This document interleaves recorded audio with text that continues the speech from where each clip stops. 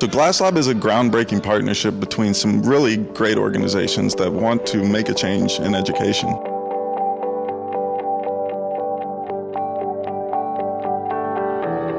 So you can think about what GlassLab does on three main tracks. The first is making games that have a high impact in the classroom. We do that two different ways. We make what we call mod games, for example, like SimCity EDU, and we make original games as well, like the one we just did an early release for called Mars Generation 1 Argubot Academy.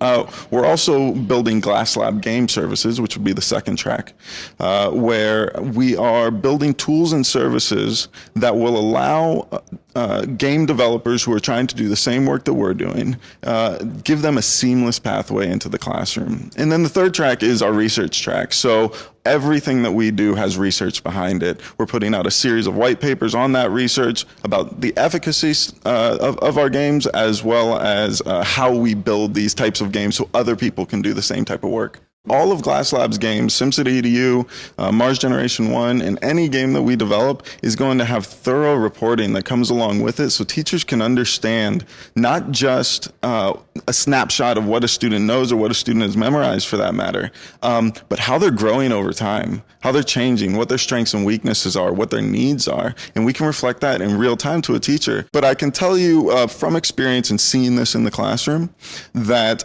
there are certain aspects, in fact, many aspects of good game design that match almost perfectly good learning design.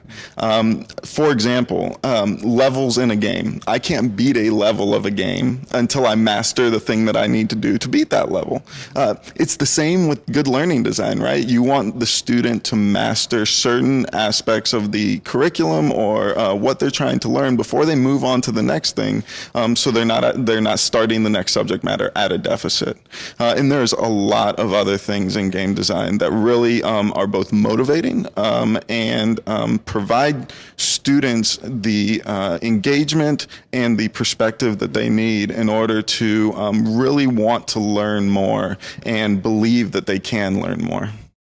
SimCity EDU covers environmental science and also assesses systems thinking, which traditionally is something that's really, really hard to assess. In other words, is a student able to identify different variables within a system? And that system in SimCity is obviously a city, but it could be a cell, it could be an economy, it could be an ecosystem.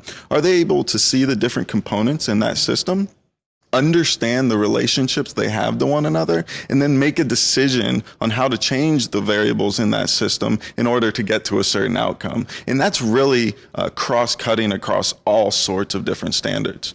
Mars Generation 1 is another example where we're going much more towards the Common Core standards and really trying to hit a need that we've heard from teachers around being able to teach us the skill called argumentation, which is a cornerstone of the Common Core ELA.